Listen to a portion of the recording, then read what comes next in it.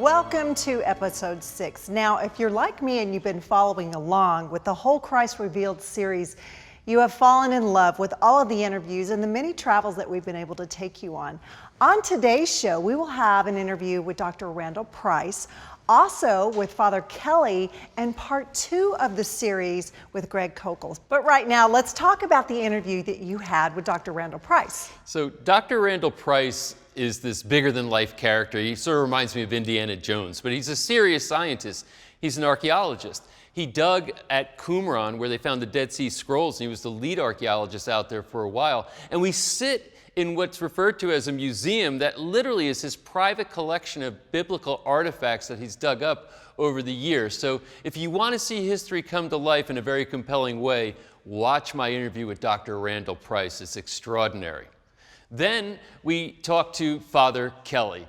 Now, I don't know if Father Kelly drinks a lot of coffee or where he gets his energy from, but I'll tell you one thing, his energy is contagious. He is so excited about what he's doing. And what is he doing? There is a first century synagogue unearthed right next to the Sea of Galilee, which it is certain that Christ would have taught there. Secondly, with Father Kelly, in the middle of this dig where I am with him, they found what is considered maybe the most important archaeological find in the past century, which is the Magdala stone, or they pronounce it out there, Magdala stone, which is a 3D model, basically, of the Second Temple. So this is something that is significant from a historical standpoint and an archaeological standpoint. So it's pretty exciting to have Father Kelly take us on a walk, show us what was found, talk about the significance of this, and knowing that you're standing in a place that Christ taught from. It's pretty significant, so you're going to get a lot out of that. I think it will give chills up your spine. And then lastly, we have part 2 of my interview with Greg Koukl. If you saw part 1, you realize that this is an incredible intellectual experience that brings precision and logic to the understanding of the Christian faith. So make sure you engage in that. I really look forward to taking this journey with you through these interviews.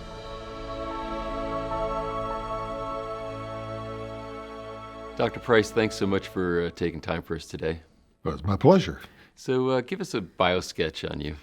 Well, I teach here at Liberty University, and I'm a research professor. I also am curator of our Liberty Biblical Museum, which is the setting we're in today. My background is both in teaching biblical studies, Jewish studies, and as an archaeologist. For 10 years, I was director of excavations on the Qumran Plateau, which is the site of the discovery of the Dead Sea Scrolls. And now I'm involved in what's called Operation Scroll, looking through the caves in that area for more Dead Sea Scrolls that were hidden in jars and will help reveal more information about the Bible. That's got to be exciting to be on the hunt for those things, I'd guess. Well, it's exciting because it's a kind of unparalleled opportunity. Last 60 years, the politics in the region have prevented people getting to those caves. Mm-hmm. And I think generally people thought there was really nothing left to find because all of the excitement was in the 40s and 50s. And, like talking about faith in general, many people think there's just nothing to find. It's right. all been done. And this is a world yet to explore, particularly in the Dead Sea and in other places as well. Yeah, well, you talk about things to find. I mean, we're in the museum here, and we're surrounded by artifacts, and I have now come to find out this is your personal collection. Is there a sense of how many artifacts are here? Well, there's about 2,800 artifacts here, collected over a period of 40 years, with the primary purpose of bringing the world of the Bible to the United States so people can see that and see for themselves that the faith that they have is based in history, based in a context of a real place. Mm-hmm. Now, was your faith in place before you became an archaeologist and started going out there and collecting these artifacts? It was. In fact, that's sort of what stimulated me to do this. Mm-hmm. I and my family moved to Israel. I studied at the Hebrew University. Part of that was studying archaeology. Mm-hmm. And I just became aware of how, in a sense, shallow my own faith was. Mm-hmm. I had a sort of a storybook faith. It was traditional. It had been taught to me all my life. And I never had challenged myself to really think, are these things true? And you just assume them. And now I'm in the living context of history where all these things actually took place. And I'm beginning to see, you know, if you could take the actual evidence and put it together with the documents that you already knew, how much more that would strengthen your faith. Well, that's a very interesting characterization, storybook faith. And that is really kind of the chasm that you cross, because now, you know, when you're holding artifacts from the period, and so for people who don't have that experience personally, which is the majority of people, obviously maybe they understand the Old Testament, the New Testament, they've learned from the book, if you will. But when you're actually got your hands in the dirt and you're pulling the stuff away and it starts to corroborate what's in the book, what's the experience of that like, or what does it do to you personally? I think that, you know, we're more than just one sense. We have many senses. Mm-hmm. And we read, in fact, the New Testament, 1 John 1 tells us things which we have heard with our ears and seen with our eyes, mm-hmm. things which our hands have handled concerning the word of truth. Right. For me, putting my hands in the dirt and pulling out an artifact that hadn't been touched in 2,000 years that could relate to a certain event that I read about in the Bible is, you know, extremely moving, because now my already emotional, spiritual senses are combined with the real objective facts that are in the ground. Right. And I have to put that together, you know, and the sense is that, you know, this really happened. If it really happened, and it really happened to people here, and I'm like those people, then the faith they had is the kind of faith I should have. Not just, you know, I mean, I'm living in a world, particularly when I'm down at the Dead Sea, lowest spot on Earth, 2 inches of rainfall a year, up to 130 degrees temperature, nothing there, just barren. And people survived there, and they trusted God there. That's where Jesus was tested, Moses was tested, David was tested. You read about all these people living there.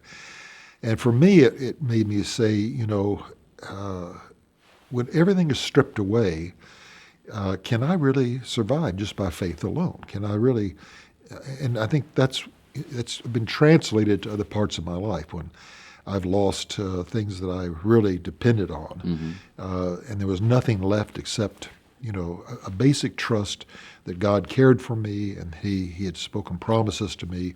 Is that enough? And I think that real world experience helped me where I was, you know, to make the leap, as it were, to my own experience.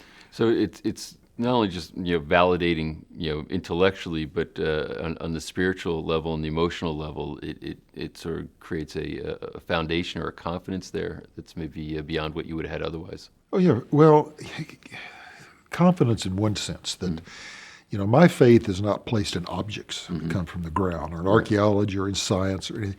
My faith is placed in the living God who has spoken, and I have trusted His word, and I've seen in my own experience that trust is valid. On the other hand, those types of evidences, which the Bible itself said I could expect to find. I mean, it was written in a context where this was normal. The people who lived in the Middle East, this is where the story unfolded. They saw these things. If I go there and I see those things, then all of a sudden I enter into that element of the experience. And so in a sense, there's a bit of confirmation. It simply reinforces, let's put it that way, that what I have believed is on a solid foundation. Yeah. So my faith is founded on facts. Right. I already had the faith, but now I have the facts that support it. And so in one sense, it holds it up a little firmer. Yeah, so and this is where it starts to get, I think, interesting, because you've spent a lifetime, you know, collecting these, you know, this evidence, right? So there's certainly a history that's written in the Bible. There's a lot of, you know, scholarly work around the corroboration relative to that. And then there's the archaeological work, you know, that also starts to validate. And a lot of this has come in, you know, relatively speaking, recent times. And, you know, you start to see that there's the level of corroboration is pretty high. So when this evidence starts to stack up, from your scientific standpoint, and I also, you know that you have a PhD in philosophy from the University of Texas in Austin. You know, so what conclusions have you drawn as far as relative to evidence and proof and how it ties into all of this? Well, I think everyone comes with their presuppositions. While I believe in an objective faith, that is faith in an object outside of myself, I bring myself to that object. And it's sum total of my years being in a home with parents or not with parents, being subjected to good people, bad people, seeing maybe religious people who have gone astray or gone wrong or treated me wrong. I mean, all these things I bring to it. And so there is a reluctance many times to accept evidence, which is clearly there. The evidence is there. We interpret it differently based on those presuppositions. Right. I mean, everyone lives by faith. You get up in the morning because the sun has risen and you expect it to rise. You never question that. Right. You get in your car and you turn on the engine expecting it to start as it always does. Right. You have no idea about the mechanics of the engine or anything else. You just take that by faith. You may be driving to the doctor because you need an appointment, and he's going to look at you and write out a prescription for you. And basically, you can't even read that. You don't even ask him his credentials that are hanging on the wall. How many people have you successfully treated? You just take it all by faith and you do it. Then you go to a pharmacist and you take that piece of paper and you hand it to him because you can't even read it, and you expect him not to poison you to death, but to give you something that actually will help you. Right. We do that in our normal life all the time. That's simply faith. Yep. Because we're predisposed to accept these things as normal in our culture because it's part of what we've always accepted. Right. I think when we come to questions of faith, who is Jesus? What is his claim? What does he ask of us? How does someone have a personal relationship with him, which is what he does ask of us? And, what's the evidence for that? We're going to bring those presuppositions. But many times, our presuppositions are forced to change by that evidence. In other words, people may have a huge presupposition against the supernatural. Okay, I don't believe it, can't happen. But then they meet people who are walking miracles, which things have happened, and that challenges those presuppositions. So they begin to move a little closer toward, I would think, more of an objective understanding of the evidence itself. So, and it's very interesting, as you said, that people can have sort of these inflection points in their life where something moves them toward shifting one view of reality that they had, and now they move into a new one. With the work that you've done, well, let me ask this first. Why did you choose archaeology? I mean, why did that become the passion for you?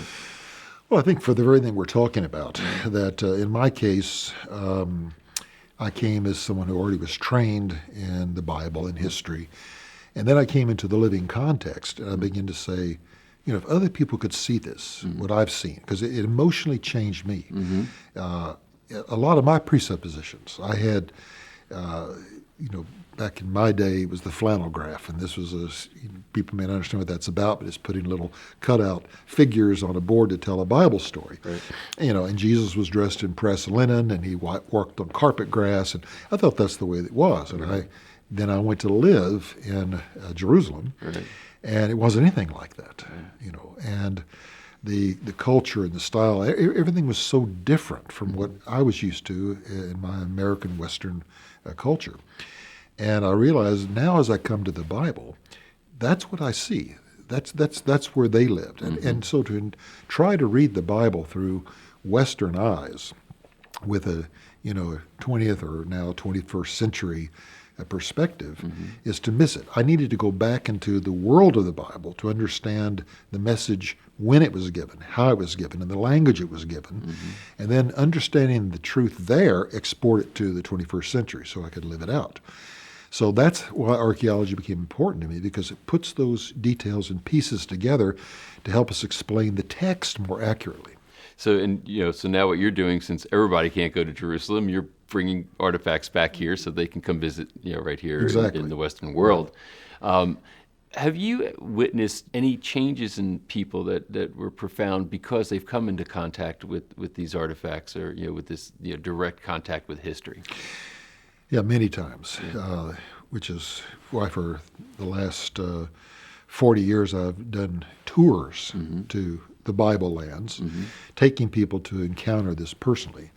And I see how it changes them. It's different for different people, but it's moving from what their comfort zones, their understanding of things, to seeing the way things really were. And then examining their own faith to say, is it a real faith? Is it the way it really should be? Do I have, as I mentioned earlier, a storybook faith, or do I have a real faith? Okay. And so that's what this experience can do. Not the same for everyone. Some people can just hold an artifact in their hand, and all of a sudden the connection's made with 2,000-3,000 years of history to say, this came from the land of the Bible, from a place, where biblical events happened, and that's enough for me. Right. Now, many people need much more, but that experience in itself is life-changing sometimes. Yeah, I mean, I might be asking that question somewhat selfishly because we're about to go to Israel. We're taking the whole film crew out there, and it's going to be my first trip there, so I'm really looking forward to it. In your experience, direct experience, what is the most profound or most important things that you feel like you've uncovered or discovered while you're in the Mideast? Well, every archaeologist hates to hear that question because for them it's always the next thing they haven't found. Right. And we don't think of ourselves as Indiana Jones, on a quest to loot and find, but as a scientist, and that's what an archaeologist is, for me it's uncovering the past in such a way as to explain to the present what happened and why that's important, significance of things. Now, as I said, for 10 years, I was director of excavations at Qumran, which is a settlement from 2,000 years ago. It existed during the time of Jesus, during the formation of the early church, a very pivotal point in history. And it was a settlement and a group of Jewish people who were unknown in history until we found the Dead Sea Scrolls. And so they write about very interesting things. They give us a commentary on certain verses of the Bible. One is about a messianic banquet. In Isaiah chapter 25, verses 6 through 9, it talks about the final day when Messiah comes and he defeats the enemies of Israel, and the kind of a victory celebration is held, and it describes all of this in very interesting terms. When you come to the Dead Sea Scrolls, someone wrote a commentary on it. They actually wrote, but it wasn't just a commentary, it was instructions on how this should be observed. They assumed they were living at the end of days. The Roman Empire was there. They needed release from their enemies. So they expected this to happen in their day. The Messiah was coming. And so they write this about how when Messiah comes, he's going to sit down and the men of renown will come together and they will have this celebration, bread and wine and other things, and it's all explained. Well, in the 10 years of excavation at Qumran, we began to dig up the remains of a communal meal, which we believe relates to that very thing. We found a wine jar, sealed, never opened in over 2,000 years. We found these animal bone deposits, but they were a meal. They were cooked, and then they took the remains of the meal with all the vessels they cooked the meal in, all the vessels they served the meal in, and they went and buried them. And I'm thinking, what kind of people, in a place so desolate where pottery and things is not cheap, would take all of this and go bury it somewhere? Well, only people who had a very strong ritual concern. They believed that this was a sacred meal. It was for a very important purpose, that if you use those dishes again for a common meal or a common purpose, it would ruin it. So they could never use them again. So they took them and buried them. Wow. And by the way, it's the only place in Israel or in the world that we know of that this thing actually happened. But now I can connect a biblical passage, people who believe that passage actually expected to be part of that, and then the remains of their observation of those meals, and I'm the only person that really has that evidence still today.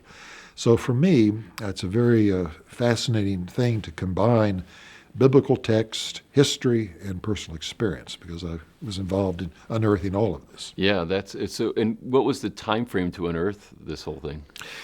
Well, 10 years, yeah, basically. Wow. We did to excavate the entire plateau where these things were hidden.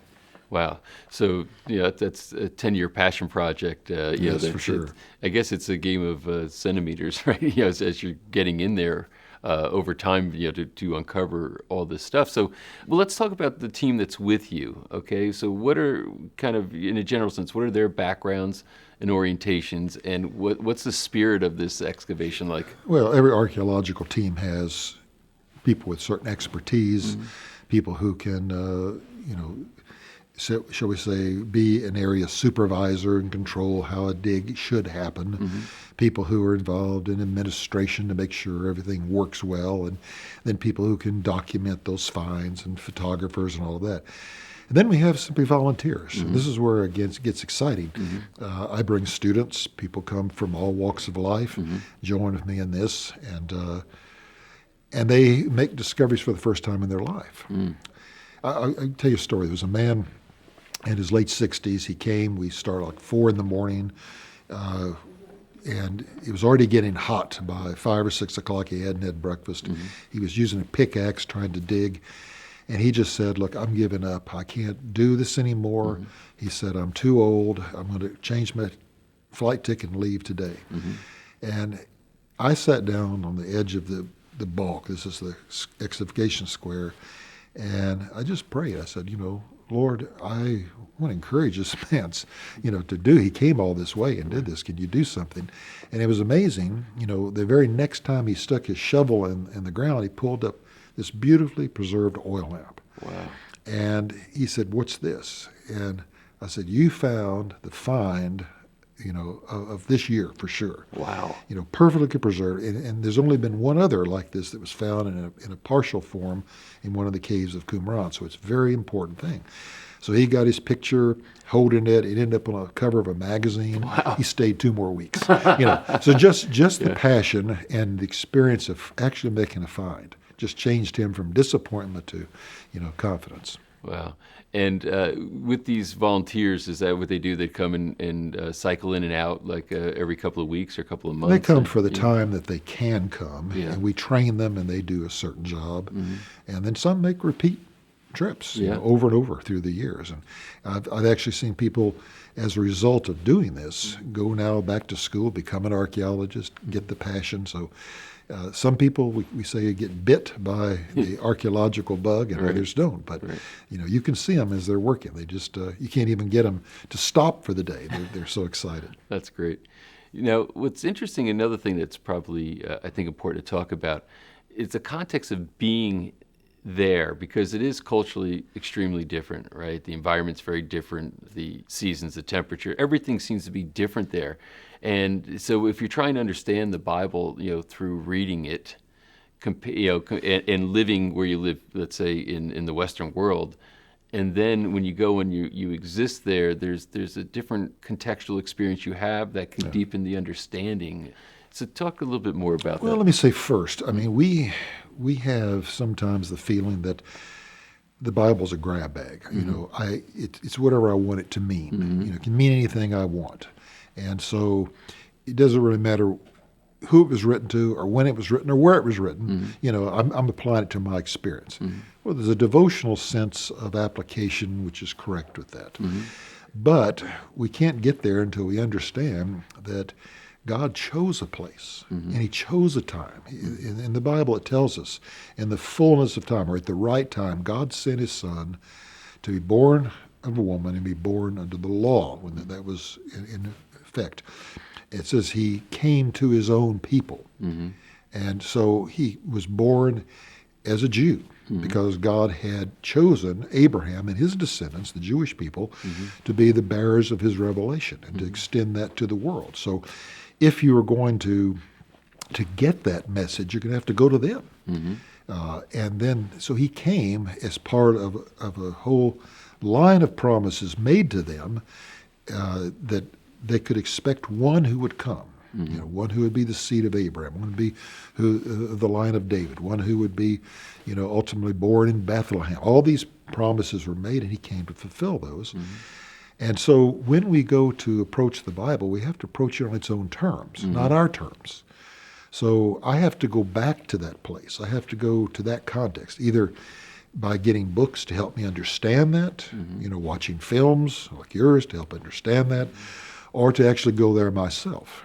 And then we're in the place where we can put it all together and say, okay, now I can see things through the eyes of those who wrote the Bible, who lived the Bible.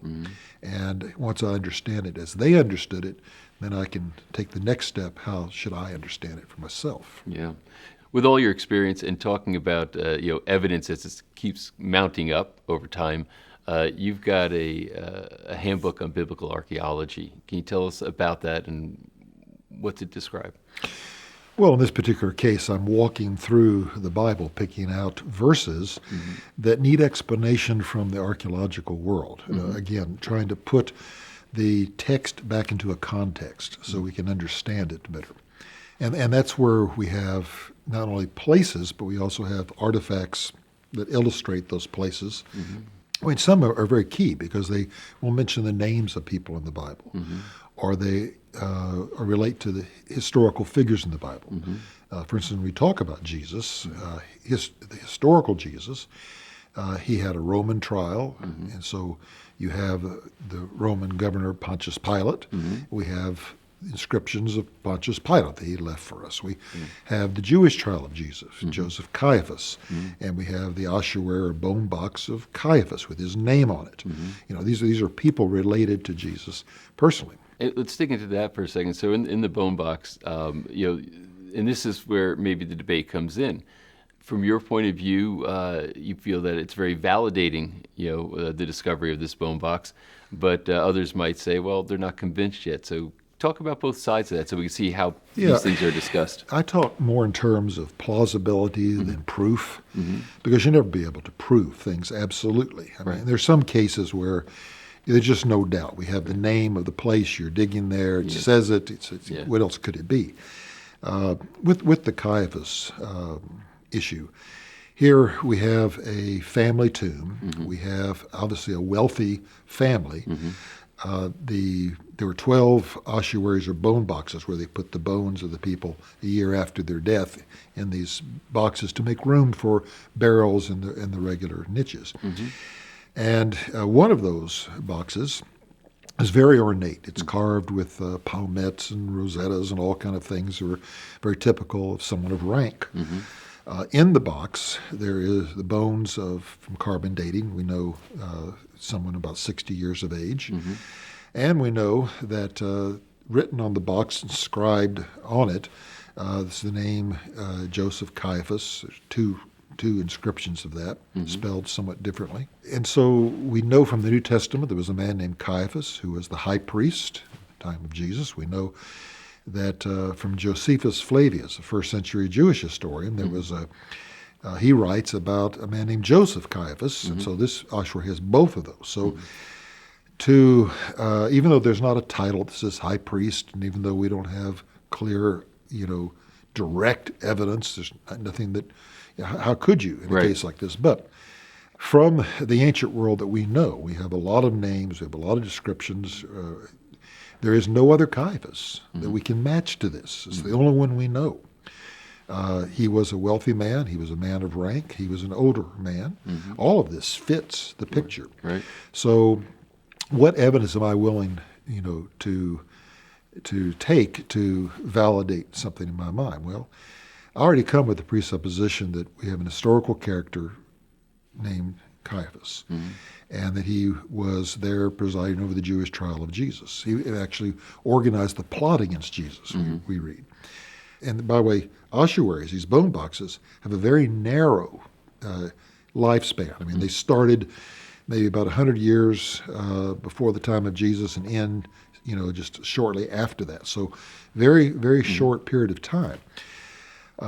So we have something from the right time, we have someone with the right name, we have someone with the right, conditions in terms of the nature of this tomb. Why would I not then at least be plausible that this is the Joseph Caiaphas that was mentioned in the New Testament? Again, your presuppositions are brought to that, but I'm more predisposed to accept it than to reject it. Yeah, well, I mean, there's a high level of likelihood here, right? So as compared to saying there's a remote possibility, I mean, this seems very plausible. But again, why would someone not accept that evidence? Well, that would lead them to the historical Jesus, and ultimately to the claims of that historical Jesus upon their own life, which might be very uncomfortable, not willing to want to go there or concede that or to be examined, in terms of their own faith. Right. And so they would want as much as possible to try to make that evidence less than it could be in their case. So and that's kind of interesting, isn't it? Because they'd say, they're looking for reasons to deny it or to say that to invalidate. And I think if somebody were to come at it objectively, you could say, could you say this is 100% certain? No. Is it a very high degree of likelihood? I mean, there's so many pieces that would have to add up. The probability of it not being him, is very low, seemingly. And I don't think people consciously come out to refute something. I mean, there are some where their career is built on a certain premise that they have to attack a contrary premise in order to retain, their standing, everything that they know and everything that they are. Right.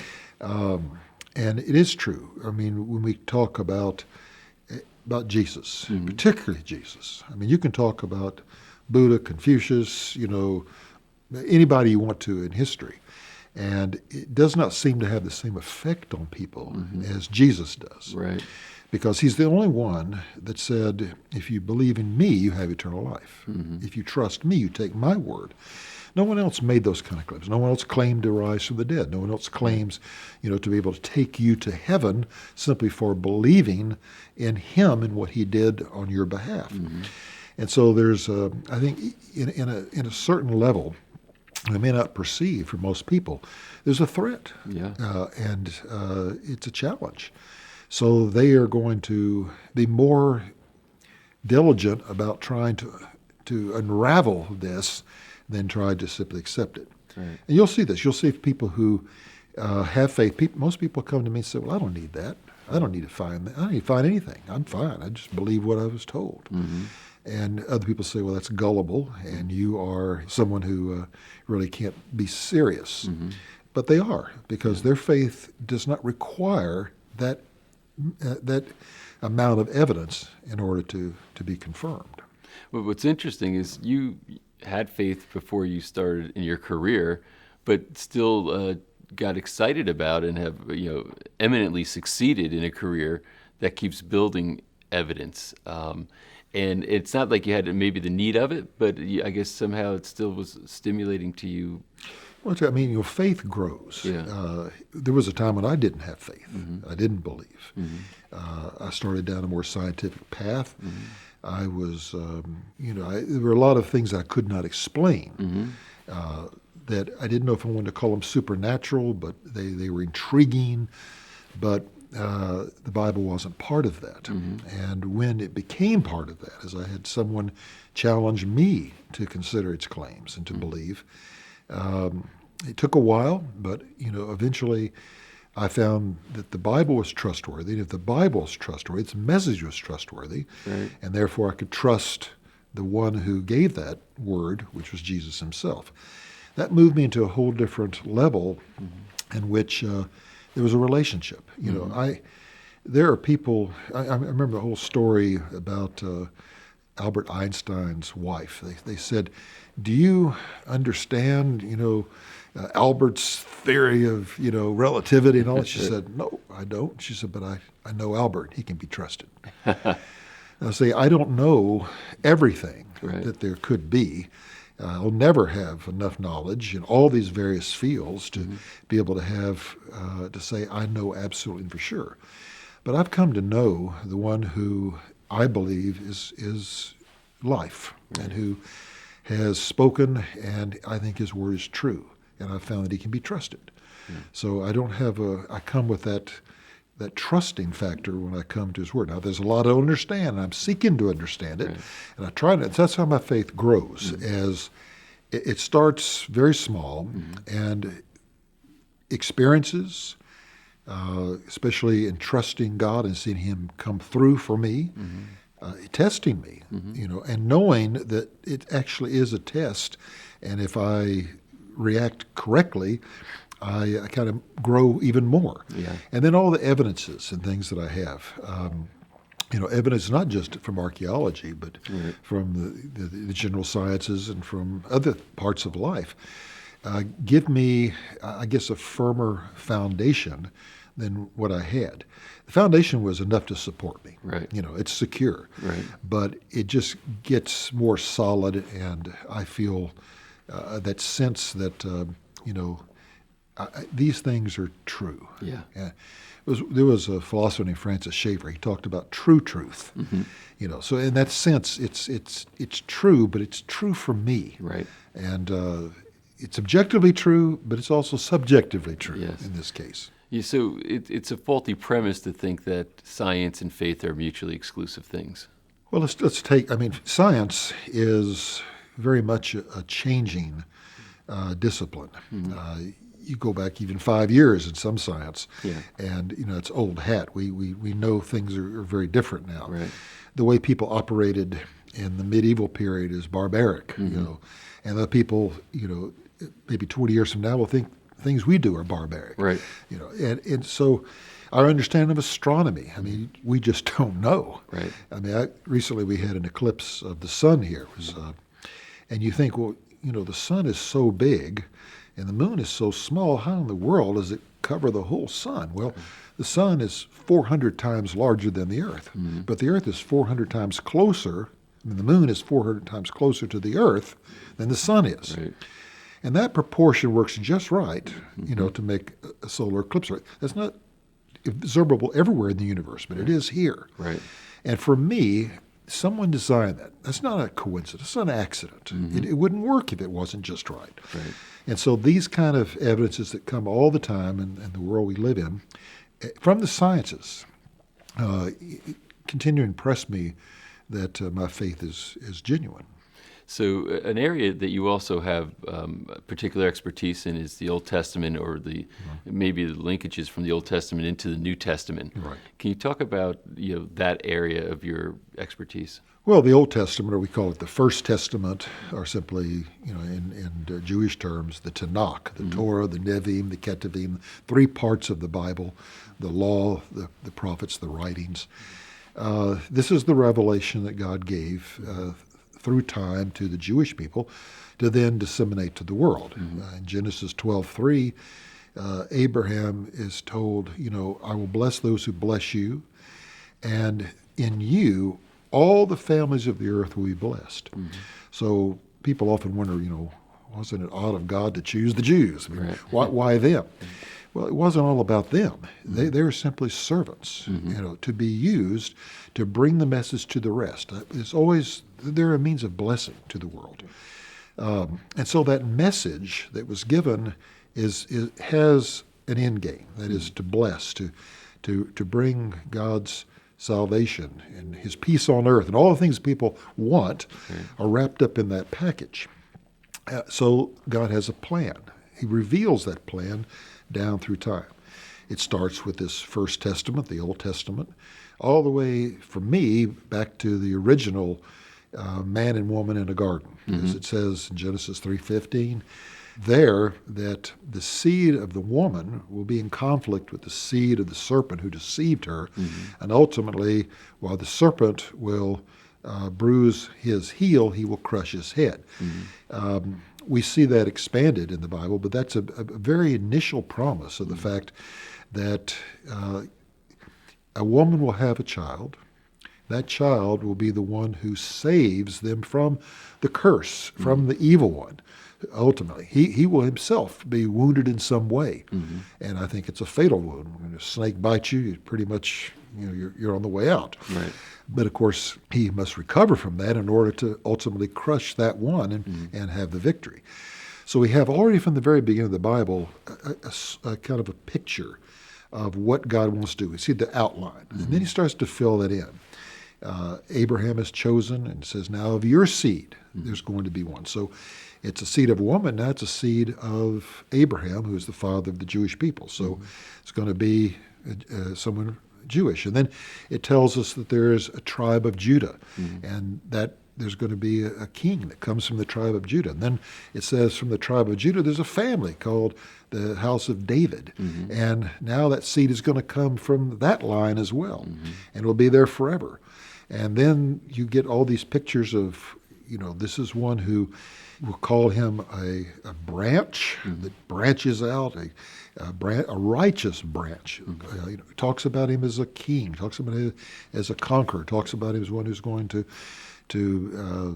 ultimately bring the hope of Israel together. And then it talks about a place where he'll be born, Bethlehem, a house of bread, so that this one who, the place of feeding, place of sustenance, and all this came together, of course, as we move through history to Jesus of Nazareth, who was born in Bethlehem, was born of the lineage of Abraham, born of the tribe of Judah, born of the house of David, and in fact then goes on to proclaim himself the King of the Jews. When he died, that was the words written by his enemy, the one who punished him, written on the placard above his cross, Jesus of Nazareth, King of the Jews. And of course, the story doesn't end there. We believe it goes on with the resurrection 3 days later, and then the promise that I will come again, and all these things that he laid out in the Old Testament he would do. He would establish a kingdom, that he would rule over Israel and the nations. He would bring peace on earth. War would end. All kind of glorious things would happen, and that's what we wait for. So for me, if I connect these dots, going down this, shall we say, highway of promise, that if you take this by faith, and then you see what happened. Take it by faith, this happened. And now we look back on these things, all of having happened in one person, one time, and you say now, if it happened literally, and it happened as precisely as it did then, can I not then trust what he said will yet happen? And we actually have a passage of the Bible that talks about that, says, you have your faith made more sure because of the fulfillment of these messianic promises. So now I look forward to the coming of the Messiah again to fulfill the rest of what he said he would do. So now that, and obviously you have such a great grasp on this, when you're in Israel or in Jerusalem, and you are interacting with people of other faiths, what's that dynamic like? Because I'm sure you speak to other people who are principals in their faith, and that you have these interactions as you're doing your work. What's that like? Well, I'd say there's a common core. For those who respect the Bible, we have certain basic principles, basic beliefs that we share. But again, those presuppositions come in. I happen to have a Jewish background, but I'm just saying, but for Jewish people, what you find is that now they have the experience of persecution and pogrom and the Holocaust and all of these things, much of it in the name of Jesus, much of brought about by what they call the church. The result is the last thing they want to hear or deal with is Jesus. To them, many Orthodox Jews, it's still a swear word. They'll never say Jesus, say Yeshu, which just means may his name be accursed. And his proper name is Yeshua, and built off the verb Yeshua, which means to save. So in the New Testament it says, you shall call his name Jesus, for he'll save his people from their sins. But again, all that is, shall we say, obscured by the emotional, historical experience of persecution and suffering under the cross, under the name of Jesus, all these things that have happened. So there's a point at which we share certain things, but there's a point at which you just can't go.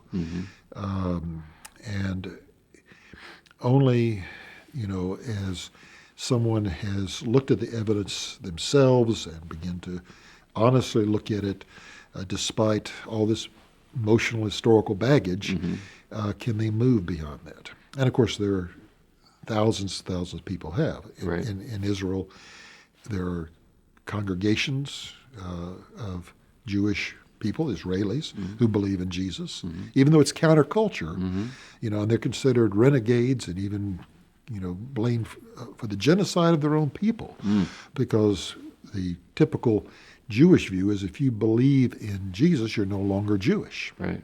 As though somehow, magic transformation happened and you change somehow. Right. You can be an atheist and be a Jew, but you can't be a Christian and be a Jew. So, and it's again tied to this this whole history that's there. But those people who step back objectively and are able to look at it have been able to embrace a Jesus who their own culture and people reject. And so and with them, of course, I share a different affinity because we both had our own journeys to Jesus and understand what that's about. Some of the more stimulating artifacts that you might have relate to coins. You have silver coins back there that would have been the same types of coins that Judas would have received. Yeah, I mean, I have basically every coin of biblical significance. I have a coin that has probably the Star of Bethlehem on it. I have coins of Augustus Caesar, who was the emperor when Jesus was born. I have coins that Jesus would have used, he referred to the pruta of Alexander Jannaeus, which they call the widow's mite, the small coins. I have the denarius, all these things that are mentioned in the Bible, particularly ones that are related to Jesus' ministry and life. The coin used for paying taxes, the several shekel, the Tyrian shekel, the half shekel, which was the one was paid Judas Iscariot as the money paid to someone who, for the value of a slave, is what it was. Right. And so that's a silver coin. Even have coins related to many things related to Jewish history. One of Antiochus IV Epiphanes, who proclaimed himself divine. It's written on the coin like that. Antiochus Epiphanes, God manifest. And this is behind the one who defiled the temple. And the Jews rose up, family of the Maccabees, and defeated him, rededicated the temple. The word for rededication is Hanukkah. So this is the whole event of that. Have coins minted by Titus and Vespasian, the father and son who destroyed the second temple after the time of Jesus, and minted coins that have Judea capta on it, Jews captive, and show them. So I mean, in coins we have a whole history of these events, and that's exciting in itself because they have often a date and time. I have a coin. Many of them, in fact, minted by Pontius Pilate, and one's dated the very year of the crucifixion. Wow. So here's a coin by the guy who condemned Jesus to the cross Right. with the very date of the date it happened. So those things are stimulating. I to say the least. And you also have nails, I think, right? We have many of the Roman crucifixion nails from the first century. I have one of the barbs from the cat of nine tails they used to scourge a victim, such as Jesus was scourged with. Roman dice. The Bible tells us that the Roman officers gambled for his seamless garment. They didn't want to tear it apart, so they had those kind of dice. The kind of spear that pierced his side, I have that exact spear. Wow. Not that spear, but one like it. Yes. It's called the Spear of Destiny. It has a whole history, Right. but that's not the one I have, but I have one like it. And a number of other things like that related to these events, because they still exist. People sometimes don't realize that so much from the ancient world is still there. It can be unearthed, and therefore the present can connect with the past in very exciting ways. And again, these are all pieces of things that are written about in the Bible. But then they're they exist in material fact, and the reference, like you say, even things like you're talking about the barbs, it's like, wow, this is written about, and here they are. Yeah, but again, think about it. I mean, an average person looking at it, so what? It's just a piece of metal, and if you reduce it to that level, that is all it is. But now you bring the document, which we believe is a document given by God, which explains for us the one. God himself coming into time to take our form, to pay for our sins, to do an act, and that it was history. And then now these things are related to that. Yeah. It becomes something far more exciting, where Some people, as a matter of faith, even would consider it a relic, and venerate it. Yeah. I wouldn't, but I mean, their faith and emotions drive them to see that as something of that importance. Yeah. So again, it's what you bring to it Yeah. when you come. And you have a PhD in Near East Studies from the University of Texas, a secular university, and you now teach at a Christian university. And there's, what do you feel like the trends are for university students in general, especially those who maybe were born in Christian families, but maybe have, the university experience starts to alter their view? What are you observing? Yeah, it's very different in every generation. I mean, we had, the Generation X. Well, I'm the baby boomers, but the Generation X, and then you had the millennials, and Generation Y is with us now, and then Generation Z is coming up now. I mean, this is the first year in which we have people come into the university who are not born in the 20th century, I mean, at all. So something like 9/11 for many kids is going to be ancient history. Right. I mean, something they never experienced or know about. Right. But now we also come from a world that is biblically literate. Public schools do not teach that. They even purposely try to distance themselves from that. They come with a worldview that is formed from your culture, primarily, mainly from video games and television or whatever, movies, wherever you get, peers, and it's pretty mixed up. And we here have a biblical worldview. And one of the first courses every student takes is biblical worldview. To help them understand the various worldviews that exist out there, how this one differs, and the significance it brings, to orient yourself into a relationship with the living God who made all these things. Because if you're part of that creation, you're really not right until you're rightly related to the one who made it and sustains it. And then to think you could actually know that one personally and be guided by him is an amazing thing. And so then you begin to look at all of your sciences and subjects and arts and everything through the lens of that biblical worldview. And now, being a law enforcement officer is important because God made you to serve and defend and protect, or the arts because God is a designer and these creative things.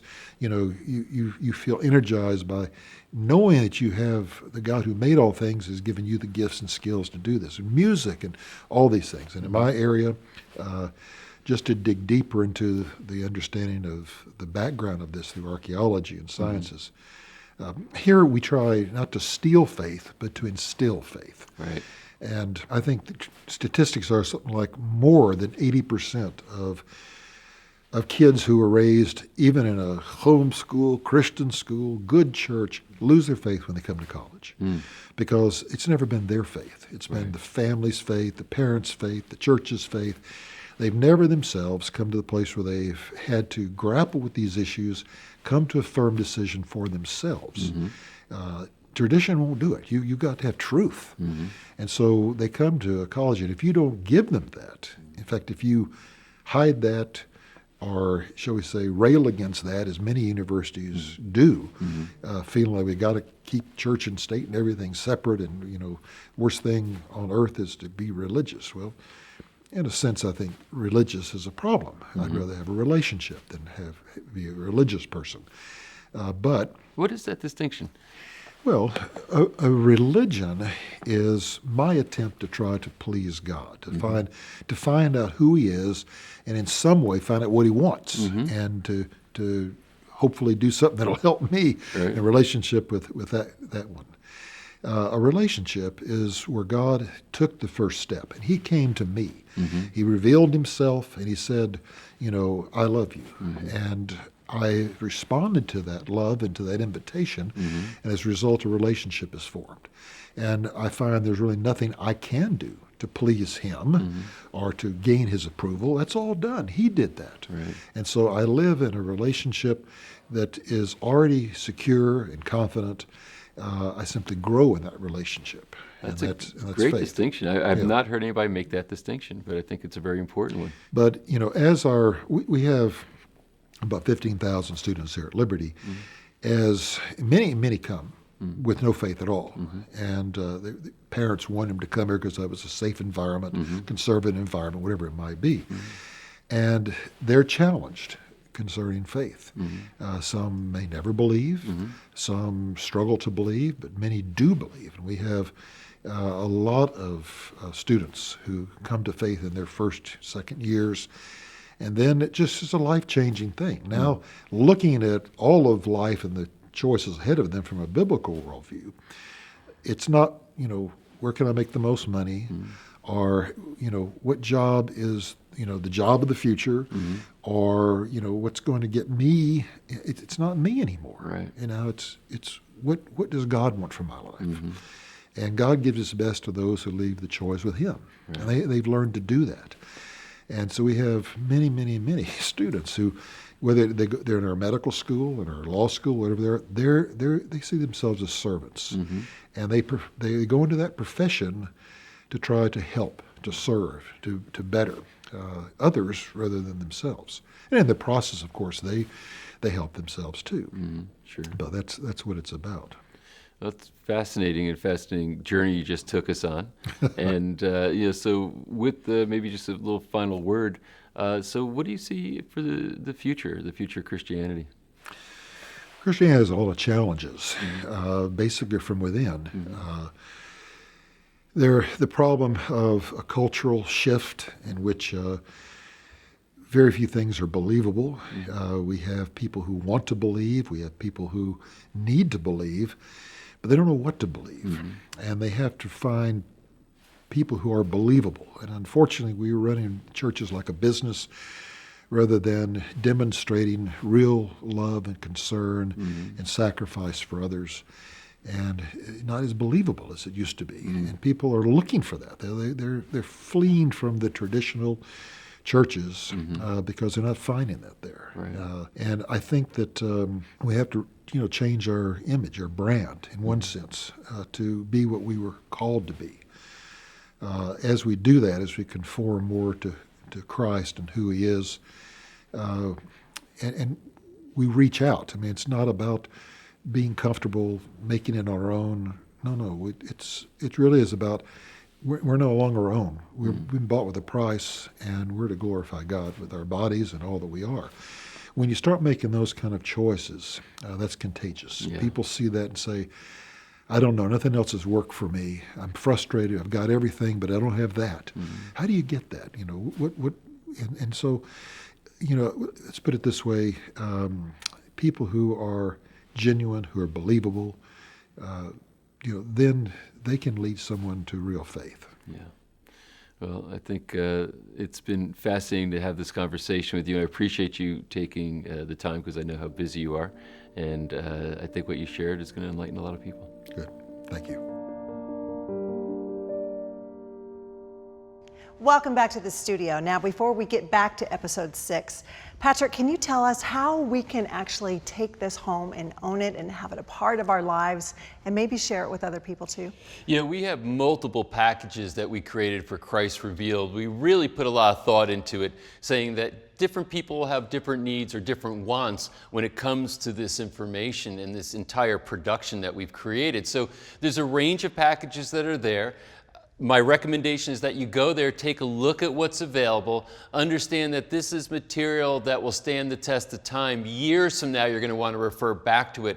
And what makes it unique, and this is the comprehensive experience that we had through Christ Revealed, is that we don't just look at history, we don't just look at evidence, we don't just look at inspiration, but literally we cover the range of all of it with luminaries who have deep experience that can give meaning to all this in a way like I've never seen before. So my recommendation is to find the package that's right for you. I also know that this would make an incredible gift that will keep on giving. So for people that you care about, that you think would be inspired by this information or moved by it, it's something that you should think about getting for them also.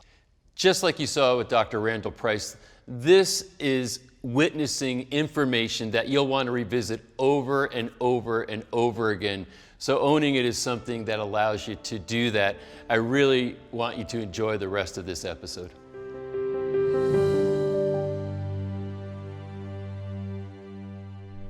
So tell me about this room. Well, everybody looks at the picture Yes. and they're drawn by it and they miss the floor. So, Pat, we're standing on the first century floor where Jesus would have walked. And we needed a spot to put a chapel where all of the Christians could pray. And this would be, in principle, an ecumenical chapel. We call it the Encounter Chapel because the evangelicals have a problem with the word ecumenical, which the main churches do not have. Right. And if you look at this, it's an unusual chapel. Have you ever seen a chapel designed like this? No. So what But is if you're a Jewish person and you come in here on Shabbat, and we have many secular Jews coming in here, they look at this and they say, why did you guys, you Christians, build a chapel like a synagogue? You know, we just came from the synagogue, so it's just like what we just saw. Right. With the 2 rows of seating, a stone, the pillars, Yes. and the colors. And we have redone the colors, tested them in a lab, analyzed them, and reproduced them. So with this construct, with this architecture, we are back in the 1st century. Wow. We're actually standing on real 1st century, but we have the environment of the 1st century synagogue. And we have to now ask, well, why do we do that? Well, our synagogue, imagine a priest saying our synagogue, has 2 generations, so more or less 0 to 30, Yeah. and then from Pentecost until just prior to temple destruction. So let's focus, well, the 1st generation, Jesus would have walked there, would have been in the synagogue. Right. I say he would have been here more often because he was with the people where they were working. Right. But in the 2nd generation after Pentecost, who's using the synagogue? Jewish people. Yes. But among them, like you have Peter and John are going to the temple for afternoon prayer in the Acts of the Apostles. They were Jewish people. They didn't stop going to the synagogue on Shabbat. Right. So in this synagogue, we would have a Jewish community, and among them a number of Jesus' disciples. A small number, a large number, we don't know how many. And they would be in the synagogue with the Jewish people. And at that time, Jesus' disciples were not divided into Presbyterian, Methodist, Evangelical, Anglican, Episcopalian, Seventh-day Adventist, the whole 9 yards, nor were we alienated from the Jewish people. So our synagogue actually is like an icon of our commonality, what we share together. So we have a 1st century archaeology of commonality. And here we have a 21st century architecture of communion with each other, walking together, encountering each other, meeting each other, recognizing each other. And isn't that unique in the world? I mean, I've never seen this in any other part of the world. It's beautiful to be at an original biblical site. Yes. Where we captured that 1st century moment, and it's also translated into the 21st century when we so need today to meet each other again and learn about each other. Well, the common roots and common heritage seems to be something you want to promote and exhibit as compared to try to hide and show your distinctions. Yes, I think even just think of your own children. Each one of them will want to present their individuality. And it's very important for the young person to discover this. But your family would never work if you and Laurie don't bring out the fact that you're a family. That even if these 3 kids can be at loggerheads on occasion, that we're one family. And we're going on a vacation or we're doing something together, we're a family. And we need this in humanity today. We don't need to suppress the individuality or the particular of each community, but we also need to recognize how much we share in common.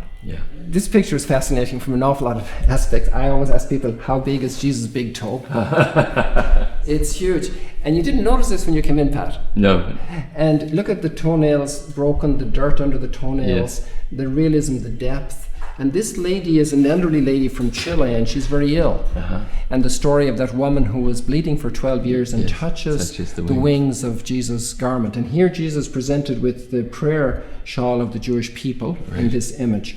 Now, an interesting trivia, if you will, which is really not a trivia, about this, all of the art in Duc in Altum, is that this was done by a Chilean who was Protestant. And upstairs, the icons were done by a Chilean who is Orthodox of Greek and Russian backgrounds. And the main decoration was done by Maria Jesus Fernandez, a Catholic. And so without us intending this or looking for this, Providence brought the great streams of Christianity together to decorate Duc and Altum, at the same time confirming what we are discovering in the very stones of Magdala, that we belong together, that here we were following Jesus together, and we discovered this also within our Jewish roots. Wow. Part of the infrastructure of the first century port. You can see all the port that extends here behind this wall that we built. Wow. Exact same pavement. And if we think, with whom did Jesus work? Right. Were they electricians or truck drivers? What type of profession were they? Right. They were fishermen. Yes. So where do you meet fishermen? At the port. You don't swim out to see them in the boat, right? You right. wait and you drink a wine or a glass of beer, and then they're in at the port, right? Right, right. So Jesus, after walking 2 days from Nazareth, and he's going to go on to Capernaum and Bethsaida on the north of the lake. We're here at the widest point of the west of the lake. And he meets a port, a town, a fish processing town. Migdal Nun in Hebrew means fish tower. Right. And the Greek name Tarichea means tossing, like tossing salad, tossing flour, tossing hay in the farm. And so they were tossing the fish. And Strabo, the Greek historian, would have used the word tarichea, the Greek word for the tossing, when he tells us that fish from Magdala was sold in Rome. So they were exporting fish. That means that, Patrick, if you were in Los Angeles and you had the extreme privilege of eating fresh Irish salmon. Right. Not the Alaska stuff. Right. So can you imagine fish from Magdala 2,000 years ago being shipped from here to Caesarea Maritima and on to Rome? Wow. Now think of all the fishermen on the lake. They're going to be focused on the export trade. When we sold lambs and cattle at home on the farm in Ireland, we were very happy. My dad was happy when he got an extra penny in the pound if it was going to England or export to Europe, and rather than the home market. So these fishermen, I'm sure, were focused on Magdala. And we have a lot of infrastructure here probably related to the fishing industry, fish processing industry. So Jesus was with the fishermen. This was the town that he met. So we have a very unique find here as another part of this first century town. You know, Magdala is the only complete first century town discovered in Israel, excavated in the Holy Land. And we're quite a ways from the synagogue that was unearthed, so it flows all the way down to here where it's been excavated. Yes. So this is like a whole town Exactly. that existed here. Right. It's a big town. Flavius Josephus spoke to about 40,000 people. Critics say that he exaggerated. Modern archaeological estimates say Magdala had 3,000 to 4,000 people, which would still make it a nice little town at that time. And it was obviously significant that it merited to be the scene of a battle with the Romans. And so there's actually Jewish blood probably spilt on this floor also, on this pavement 2,000 years ago in September 67 when the Romans crushed the Jewish uprising here. So then Jesus gets here in 2 days walking, and he has another day left to walk, so why not get in a boat? Right. The fishermen say, you're a nice guy, we like the way you talk, I'd like to show you my family, come on the boat with us. And we have so many boat stories crossing to the other side in the gospel. Yes. So it's not difficult for us to imagine how these encounters could have happened here. Yeah. Now, So that's the first thing about this room here, about this chapel. when Jesus came back from Nazareth, and he would get together with the fishermen here. Pat, let me show you something outside this window. This window over here, you'll see the meaning of this floor.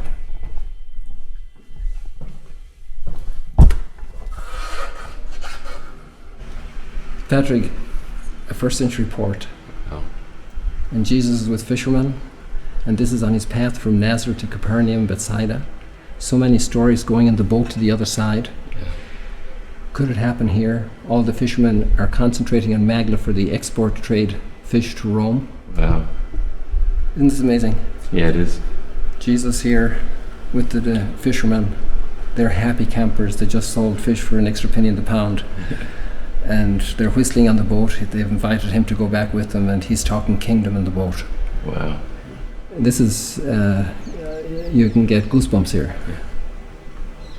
So you found 4 of these, and what are they? Exactly. These are ritual purification baths. The word in Hebrew is mikvah for one. Mikvaot is the plural.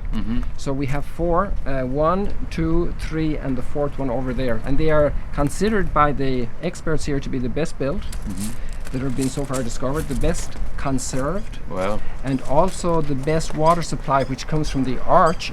and the water is coming from Mount Arbel. Ah, okay. And the next set of mikvaot of this category, which have been so far discovered on the planet, are in Europe in the Middle Ages, in Germany and France, in Speyer and Grenoble, where they had great Jewish communities in the Middle Ages. And these are dated for when? They're also first century. They're also first century. Wow. We actually did a test this summer. We had the latest archaeological test was trying to assess if there was something prior to the first century inhabitation of this space, and it seems that there was not. There will also be some things here of second century, so it's possible that there was some further usage of the space, which you can see that were treasured, and this Sure. the structure is so well built. Right. And so it's and with the mosaic floor behind us, you know, this was a very, very special location. There's also reports that there was a priestly family living in Magdala, which would have service at the temple. And just like Zechariah in Ein Karem, where we remember him today, the father of John the Baptist, he went to the temple to do his service. So there were priest families around the country that went to the temple for a week or whatever of service, and one of those families lived in Magdala. Oh, wow. And this is the understanding. So this could help explain the intense ritual consciousness of the Magdala people as evidenced in the synagogue, in the mikvaot that we find here. Nice. So the significance of these mikvaot is also very powerful for us. If we look at the theology of baptism in the New Testament, St. Paul is talking about us dying in Christ and coming to new life in Christ. And this is a totally Jewish practical theology of the mikveh, because you became Jewish Right. not by instruction, Right. not by circumcision. That didn't cut it. You needed to go and do the mikveh and go into the water and come out a new man with a new name, and all your past was erased. Wow. And we think of our terminology in the New Testament, a new man and the old man that's dead Yes. with Christ on the cross. Yeah. So we didn't come from nowhere. Yeah. We're here. We have a crossroads here of Jewish and Christian history. Well, that's amazing. Yes. So let's go look at the synagogue. Let's do that. Pat, look at this, all the pottery here that the rain has washed up. Look at this. This is actual first century pottery. First century pottery. Look at this here. I already know I am not an expert at all about these lines. This is first century pottery for sure. Wow. And this is just washed by the rain. So this is a town that was lived in, and people broke their pottery jars. I mean, they fell, Right. you know, and they had an accident, and that wasn't nice, but their pottery shards remain here. Wow. It's amazing. So, hey, Pat, why don't you just go down those steps? You're not afraid of scorpions and snakes, are you? I don't prefer them, but what's down here? Oh, wow. So what am I seeing down here? It seems like it's kind of like a cavern that bends around a corner. Yeah, there are more steps there still. Yes. They're filled up meanwhile with some runoff sediments from the rain, the winter rains. Basically, we have a shaft for the extraction of water to replenish the pools that you're going to see when you come outside here, Pat. Oh, wow. So you survived the home, Pat. Yes. So bring out your bucket of water with you and pour it in here. And that's how they did it. Probably. Yeah. And so the standing theory here is that this was for fish processing industry, totally related to Magdala. From here, this is one unit. Right. Look at how well built this is compared to the Yes. other surface. So there was a lot of traffic here. So the idea is that here we have 6 units from here down to the plastic, Uh-huh. and we have other units on the site. So one standing explanation is this is for the fish processing industry, where they were tossing the fish, salting the fish for export. Oh, wow. There are some other archaeologists who dispute this now, so we're going to have some fun for a while until the dust settles on the arguments. Yeah, that's great. So we're surrounded by the synagogue here, and this looks like approximately the center. So is this the place where the stone was found? Exactly where you see it, and, Yeah. and this is a replica. And here we have the menorah and the golden altar underneath it, even though it wouldn't be placed like that in the temple. The entrance of the temple with the columns and the arch. All right. And this is the crown jewel of all the discovery. Yeah. And the crown is the synagogue of this Right. first century town. Right. And it's that because of the mosaics we see here, the rosette mosaic and the unending pattern mosaic. And then we have all the fresco samples, even on this pillar here. All the pillars were frescoed, plastered and frescoed. And then we have really the most beautiful first century synagogue of all those discovered. And besides that, it's the first synagogue where Jesus would have preached. I was going to say, there's almost no doubt that Jesus preached here. Pat, you'd have to be an academic acrobat to bring about arguments to prove that Jesus was not in this synagogue. Right. He would walk 2 days from Nazareth on his way to Bethsaida, another day's walking in Capernaum. And this was the point of contact. He had to with the pass lake. this area. Exactly. Yeah. So there's one very, very strong reason in order to get there. Secondly, there's a port here, and to go from here by boat across is much more attractive than hiking all around the lake. Right. Especially if his mama was with him or some older people were with him. And there was always talk of him crossing to the other side. Absolutely. So what are the chances that this synagogue existed when Jesus was Well, here it did. historically? From the coin there that we just saw from the year 29, this coin was found inside the year 29. Oh, wow. It was found inside. But we have about 2,000 coins here in the discovery. Wow. The pottery is absolutely first century pottery. There's also another argument that Jesus was here. I think that's very powerful, is that this is a fish processing town. And we know that Jesus wasn't with truck drivers. He was with fishermen. Yeah. And we have a fish processing town, both its Greek and its Hebrew and Aramaic names derived from the fish processing industry, just like Detroit is called Motown. Right. This was called Fish Tower, and it was called Tossing Town, related to the tossing of the fish for export, salting them for Right. export to Rome, through Right. the port of Caesarea Maritima. Right. So sociologically and geographically, we're in a place that's absolutely fits the picture. And Jesus meshed and integrated with the fisher community. So, and this is their key town for export. So here we're sitting in an extraordinary treasure for the Jewish people. A first century, the most beautiful first century synagogue. The first synagogue ever excavated where Jesus would have preached, and also after Pentecost where disciples would have gathered on Shabbat with the Jewish community, also being Jews themselves. Right. So here we have a crossroads of Jewish and Christian history. Here we can look each other in the eye and say, we have been broken apart since, but we belong here. Here are our roots. Here we have so much we share in common. And this is a great call that we need for our time.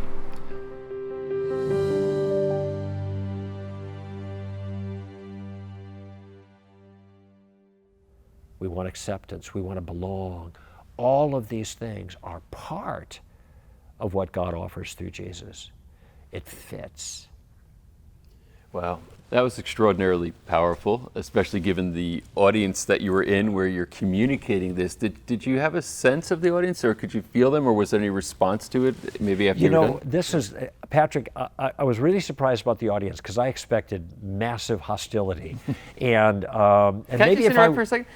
You expected massive hostility, but you went anyway. So tell me about what runs through your mind when you're walking into something and saying, I expect this to be a hostile environment. Well, I'm nervous, Yeah. but I'm well prepared. In other words, I know what I want to say, and so I usually I get my material out, and then the stage is set for an interactive Q&A. Right. And that's when it can get a little bit more difficult. And maybe if I went back today, it would be different for me. But what happened with that group? And it's hard to tell why it was, but that group was just paying attention. You know, I don't want to say riveted, but they were really paying attention. And when I got to this point where I said the answer to guilt is forgiveness, then I added, and this is where Jesus comes in. And I had not mentioned Jesus' name the entire time. I hadn't talked about God. I was talking about relativism. Right. And I was giving, in a certain sense, a philosophic talk on the failure of moral relativism and therefore the success of some form of absolute morality, if you will, or objective morality. But I explained this has explanatory power, and you know it's the best explanation for the way things are, kind of thing. And that's when I was able to go here. But now I was able to just leverage this philosophic discussion into Jesus, which I think it's an indication that Jesus deals with reality. You know, I could talk about this stuff and see, look at the connection. This is real. And the next night, I talked about Jesus being the only way of salvation. That was the topic. Right. So I told him, if you want to hear about that, you're going to have to come back the next night.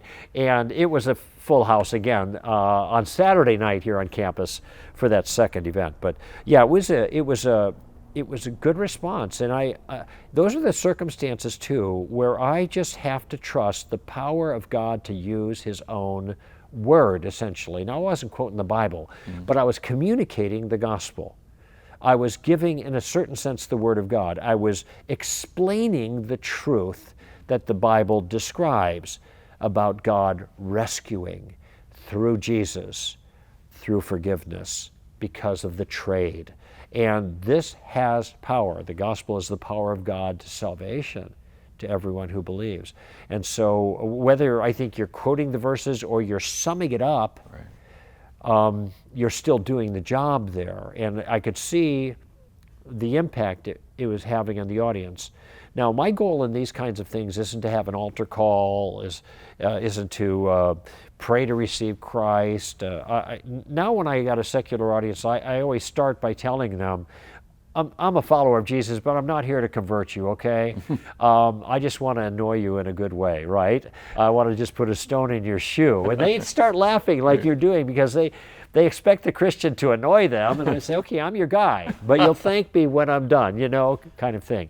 If I can just get you thinking about something. And that night, I think I put a big giant stone in people's shoes to have them thinking about Jesus and about their own life, and why there is a certain reasonableness to our claims. And that was the whole rationale of an hour talking about the failure of a very popular way of thinking right now, moral relativism. That's not going to work because you know relativism is false. Everybody does.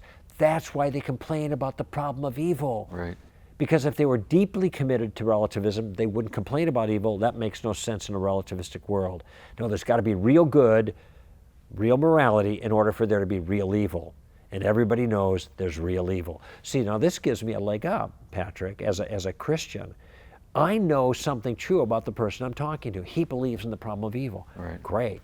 That's because there is a problem. But you know what? That testifies to my view. That's in favor of my view. It's not against my view. And I can use that to help him see the rest of the story, so to speak. And I think that's the kind of thing that was happening that night. Wow. Quite an experience, and thank you for sharing it. Yeah, you're welcome. So you spoke to the problem of evil. What are some of the other major challenges to Christianity that you have taken on over time that you think are the key ones that you have worked through or that you've helped others work through?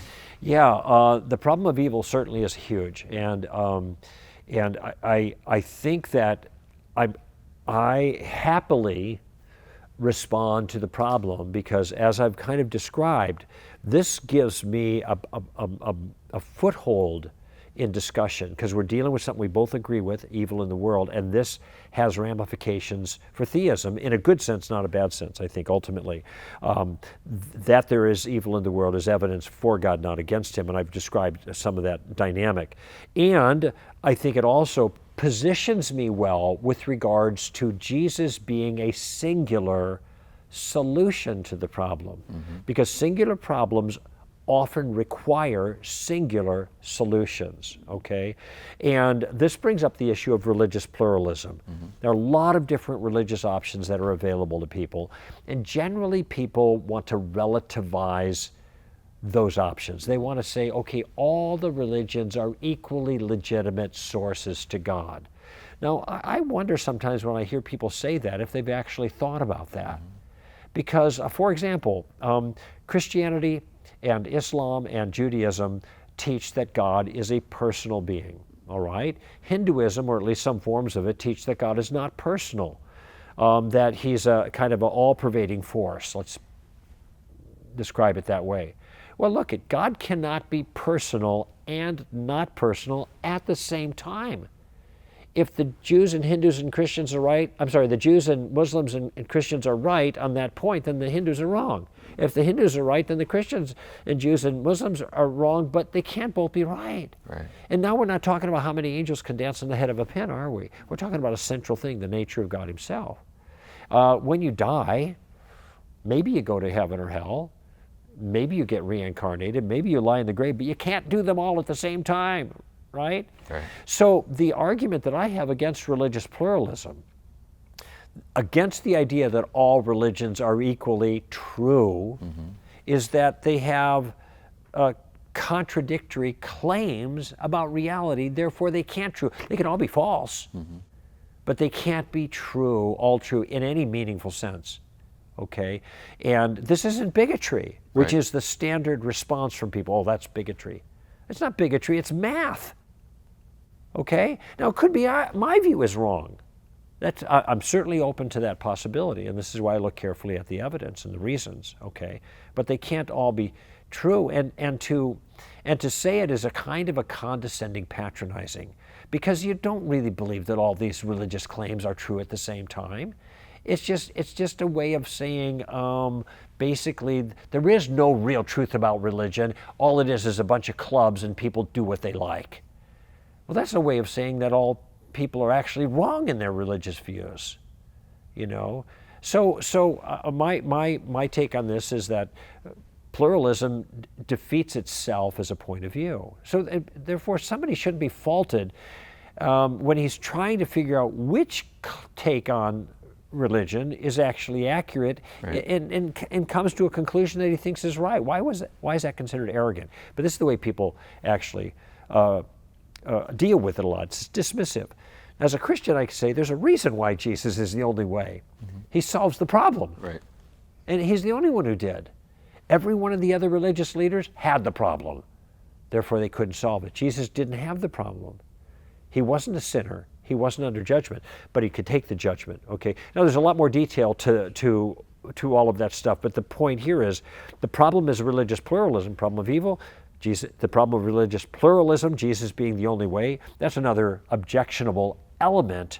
And I just want people to see, well, there's nothing odd about thinking you're right about a religious point of view. Everybody thinks they're right about their religious point of view that they hold, or else they wouldn't hold it, you know? Why is it the Christian generally is the only one that's faulted for thinking is right? And it's crazy. In any event, so that addresses two of the main issues, okay? Could I The ask, problem of there's a evil. derivative one that comes from this, as you're bringing up, people maybe from the East or from other parts of the world. So the derivative issue is, what of the person, the human being, that's never exposed to Christianity? Yeah. So, because that's also, a problem in the sense of, okay, well, nobody ever spoke to them about Right. Christianity. Right. What is your view on that? Yeah, that's a common question that's brought up. And just a little side observation, that's a problem for every religious view. Of course. If every religion claims their religion is correct, then what about the people who are never exposed to their religion? Now, I think Hinduism in some forms can get around that, because what they could say is, well, here's the way reality is structured, so to speak, that we're all kind of part of an illusion, and we all are part of God, and we just have to kind of get back to God. And whatever religious enterprise that you're pursuing will probably get you back there sooner or later.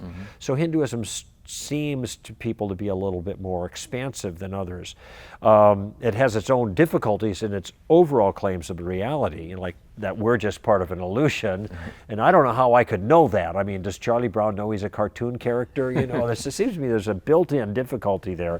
But in any event, the fact is that this problem you're raising applies to other religions. How do Christians respond to it? And as a general response, I'll say that God judges people according to the revelation that they have, okay? They can't be held responsible for information that was never given them, Right. okay? Now, before I just leave it at that, I want to say, but there's a catch to this one, and that is that the story makes it clear, and here when I say the story, I'm talking about the story of reality that the Bible gives us. The story makes it clear that every single person who is reasonably developed intellectually, and I don't mean smart people, I mean that you're not a baby, Right. or you're not mentally handicapped, you know. Every single person is in possession of information about the truth about God, such that they can be held responsible for that. And that information is twofold. It's information inside of them, and it's information out there in the world that they can see, okay? And those two things, that maybe they don't know about Jesus, but as one put it, they don't know about the Son, but they do know about the Father, whose presence is everywhere. So on the one hand, God will judge them according to the light that they've been given, but everyone has been given enough light to be considered guilty before God. Well, and that goes right to the heart of ethics, doesn't it? Because in the absence of choice, there is no ethics. Yeah, that's right. There's no ethical choices, that's for sure. Yeah. A shark's not unethical for attacking a human. No, that's yeah. yes, Yeah. but that's because ethics don't even apply to Exactly, sharks because they or have no lions choice. or anything. Right. This is Only another point that humans are special in this regard. Clearly, they apply to us, but they apply to nothing else in the created realm. Right. I know there's some Darwinists who want to argue differently. It's a kind of a different issue, but certainly objective morality is not something that other creatures are aware of. And even the Darwinists, all they can produce in Darwinism is just another form of subjective morality. But that's another issue. So we've got Jesus being the only way, and the problem of evil as religious pluralism. These are big deals. Another big thing is Jesus himself. I mean, Jesus is under fire. Since Jesus is the center of Christianity, he's a sine qua non, he's a that without which you don't have it. You take Jesus out, no more Christianity. What happens if Jesus never existed? Okay, well, okay, we're pretty much dead in the water. What if he existed, but he wasn't anything like the person you claim? Maybe there was some guy who was an itinerant preacher, but this miracle-working Jesus, born of a virgin, 12 disciples, all this other, this is just a rehashing of the ancient, dying, rising Messiah myths of the Egyptians and the Roman mystery cults and stuff like this. So a very popular claim here. And a lot of people are making it today. You can find it easily on the internet. Let me just say this, that with regards to the idea that Jesus never existed and that he is just a fabrication of these ancient myths, there is no credentialed historian in the world that believes this. Now, when I say none, I mean, you might find an outlier, but you can always find somebody to say something that's odd. They don't believe this. And the reason they don't believe this is they are working with bona fide primary source historical documents about the life of Jesus of Nazareth. Right.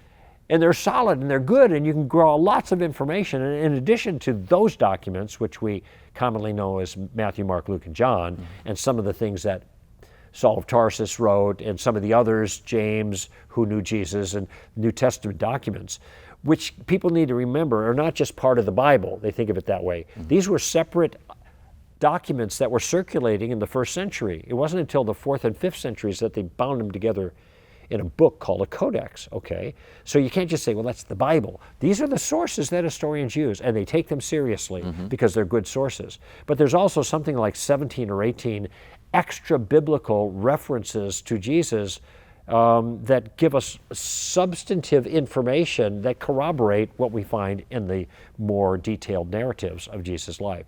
Okay, so when you look at this particular challenge, this is an example of a tactic I call just the facts, ma'am. All right, okay, I get what you're saying. Do the facts support that claim? And the answer is no. And in fact, the similarities that are claimed between Jesus and these ancient myths of Osiris and Mithras, etc., etc., etc., there is almost no similarity between the life of Jesus and these ancient mythology. These have been trumped up radically on the internet, and what happens, these stories keep going in a circle. I remember I was lecturing at Purdue, and there was another big giant audience there, a bit more hostile that night than that wonderful crowd at Berkeley. But there was a whole group of atheists that showed up with their t-shirts on, and then during the Q&A I had 2 questions on the same issue. And I wasn't actually trying to be glib at all, but when the first person asked the question about Jesus being just a rehashing of these old mythologies, I said, you've been spending too much time on the internet. What happened is everybody started laughing, and I didn't at all mean to embarrass him, but this is what happens. Somebody publishes this kind of crazy story, and it really goes back to late 19th century with a book called The Golden Bough, and B-O-U-G-H, and then that got some traction, and now these stories are circulating all the time. But when you go back to the primary source documents, the old sources that tell the original myths, you don't see the kinds of similarities that people are claiming. So this is a vacuous kind of charge. When you talk to real historians, you get some entirely different story. So we are on really good solid ground when it comes to the historical evidence for Jesus of Nazareth. And frankly, that's the only evidence we need. We don't need a perfect Bible to make our case. What about all the contradictions? Those don't matter to making our case. Now, I want to be careful when I say this because Christians might misunderstand. I do believe in an inerrant Bible, okay? But I don't. When you think about the gospel going out in the first century, you didn't have the apostles and all the evangelists and everybody sharing their faith, carrying around codices of Scripture that they were trying to convince people were the inspired, inerrant Word of God in order that they can get saved. They were telling people about Jesus, who lived, who died on a Roman cross, and who walked out of that grave 3 days later, and who was seen by many witnesses, which witnesses had their lives completely transformed as a result, went to their death in many cases with this testimony on their lips, I saw Jesus. And also skeptics and like James, and also outright hostile enemies like Saul of Tarsus. They were changed because they encountered the risen Christ. This becomes powerful evidence. Yeah, and when you look at the history, to match that evidence, because some of the detractors would say, well, because you were using the term of first century, that the Gospels, as far as dating them. Yeah. Some people think they came much later. Yeah. So, when you really look at the balance of what the scholars have found in the data and research relative to dating the Gospels, Right. What is the conclusion that you've drawn based on what you've seen? Yeah, this is a good question because times have changed, and in the last 50 years, there's been a significant shift in the opinions of scholars. And the tendency in the past was to late date the Gospels, put them, early first century to late second century, and I mean way after these events took place, long after the witnesses could have testified to anybody copying the information. And this, of course, impugns the credibility of the accounts themselves, if this is the case.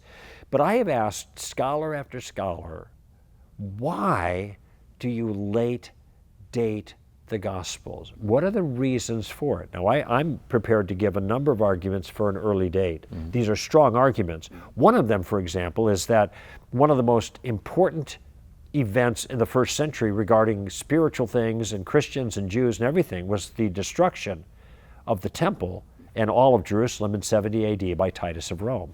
This is huge. None of the writers mention it. How could nobody mention the destruction of Jerusalem? Especially if they're trying to make a case for Christianity, and this would be a great dig back at the Jews. See what happened? God destroyed Jerusalem because you rejected the Messiah that we just invented, right? In the late Gospels. Nobody mentions it. Here's a good reason they didn't mention it. It hadn't happened yet. Okay, this is one line of argumentation for earlier dates for the Gospels, but there's a whole bunch of others that are very good. But every time I ask about why you late date, I get the same answer, because you have what theologians call a high Christology in the Gospels. And a high Christology means Jesus wasn't just an itinerant preacher who said some nice things and happened to get himself killed. Who knows why anybody would kill a guy like that, but that's all he was. Later on, everybody started developing him into the supernatural Son of God, only way of salvation, miracle worker, risen from the dead. That's mythology. And mythology takes time to develop. And so the Gospels must have been written much later because it takes time for that kind of mythology to develop. Now you may be thinking to yourself, wait a minute, that sounds like cheating a little bit. You're kind of assuming that Jesus wasn't this person. For what reason? You're assuming that there was no miracles. You're assuming there is no Son of God. You're assuming that. And the fact that it shows up that way in the accounts must be proof that they were mythological things developing over time.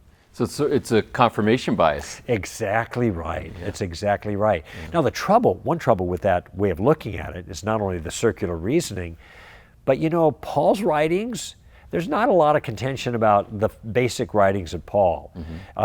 He was a huge player in the first century and everybody knew it. And certain things like Galatians and Romans and Corinthians, and these are major contributions of Paul to the literature of that day, and it's not contested as being written by Paul, all right? And we know these things are like in the 50s, right? Paul was executed around 63. That's the end of his life. So he's writing in the 50s. Okay, Jesus died in 33. So within 20 years, we have Paul writing in Romans saying that he was declared with power to be the Son of God according to the resurrection. That's the third verse of the book of Romans. He launches the book of Romans with this statement. That is high Christology in the 50s. Wow. So we have good reason to believe this didn't develop through mythology. This was the earliest testimony that the people who are defending Christianity gave about Jesus of Nazareth. So all that to say, we have good reason to believe the historical reliability of these texts.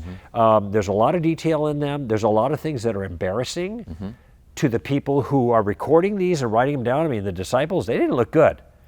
They looked pretty stupid, pretty dumb, unethical at many points. Let's call down fire from heaven on them and destroy them. This is James and John the beloved disciple, sons of thunder.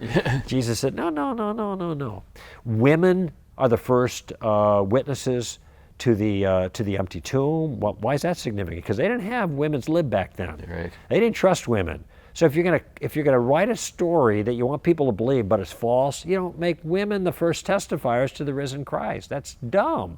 Okay. So it's interesting because I guess there's two things here. One is say archaeological evidence that would corroborate, but that's another stage of corroboration. And I want to ask you about that in a testimony, second.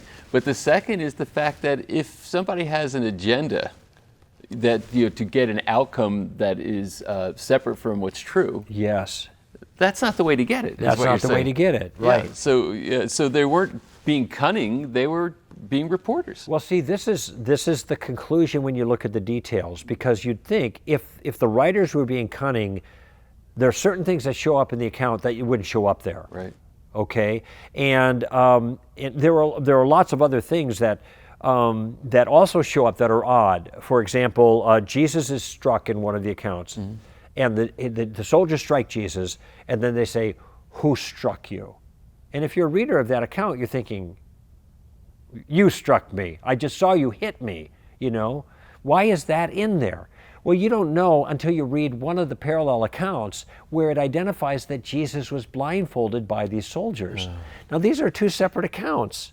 And the second account makes sense of something that seems unusual in the first account. Right. These are odd ways that you see these accounts kind of supporting each other, and then you see, well, this wasn't fabricated. Okay, this is an argument against the fabrication thesis, and there's lots of things like that too. So they weren't cunning, and this gives you reason to believe the accounts. Now, one objection that could be raised is, oh, well, you're saying that these scholars have a bias, and that's why they put it. Well, the Christians had a bias too. They believed in Jesus, and so they were trying to put forth an account that made Jesus look good and Christianity look good, so they had a bias. Now, and to this I say that there are, okay, I understand the point you're making, and I guess the Christians did have a bias if what you mean is a point of view. But there's two types of biases. There's a bias that is a bias to distort. Right. And then there is a bias in which you have a point of view in which there's no evidence of distortion. Okay? I imagine that Kobe Bryant's mom thinks he's a pretty good basketball player. Right. And you could say, well, she's biased, but she also happens to be right. All right? Yeah. She has a point of view, but that doesn't mean she's false in her assessment. Right. Okay? Now, in the case of the scholars now, we can see it's pretty obvious that they are late dating because they are committed to a point of view regarding Jesus before they view the evidence. Okay, that sounds suspiciously like a bias to distort. Okay, what about the early Christians? What about the people who gave the message first? I saw Jesus, and they proclaimed this kind of message. Did they have a bias to distort? Were they lying? Well, the rule about lying is this: if you want to tell a lie, you tell a lie that benefits you, not a lie that gets you beaten, stoned, whipped, and crucified upside down. Right. All right? Yeah. This is not smart. Right.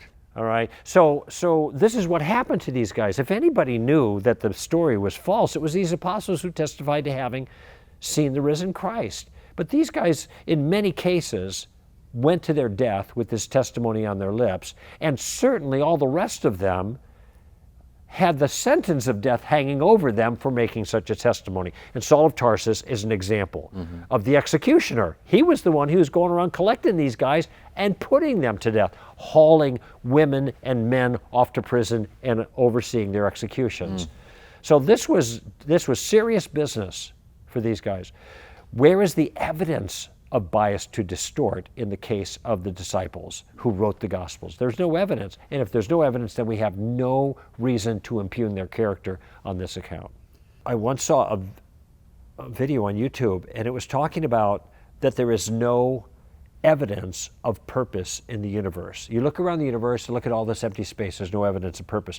Now, apart from particular instances of teleology you might point to, like, well, what about this thing that's designed this certain way? And there's great arguments there. But it strikes me that just the ability to look around to see if there's evidence of purpose is itself an example of teleology and purpose. Yes. Who does that? Yes. Only people who have this capability to see purpose are people who are made to see purpose. There's a purpose built into that. You know what I'm saying? Yeah, I mean, the person who's making the assertion is, has a purpose in doing so. Yes, that's right. And in this particular case, though, he's looking for purpose in the universe. So it's not just like localized purpose. It seems to me that unless there is purpose, you wouldn't have the machinery to be able to look for it. That's you know, like you said, dogs don't do that. But anyway, That's right. So.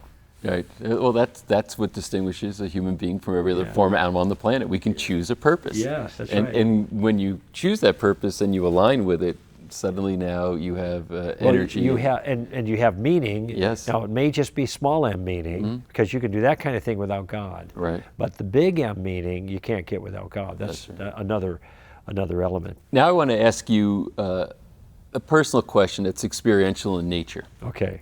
You've got, your career has spanned many decades now, and you've really put a lot of effort into organizing your thinking and your intellectual life and creating this view that you're sharing with us here.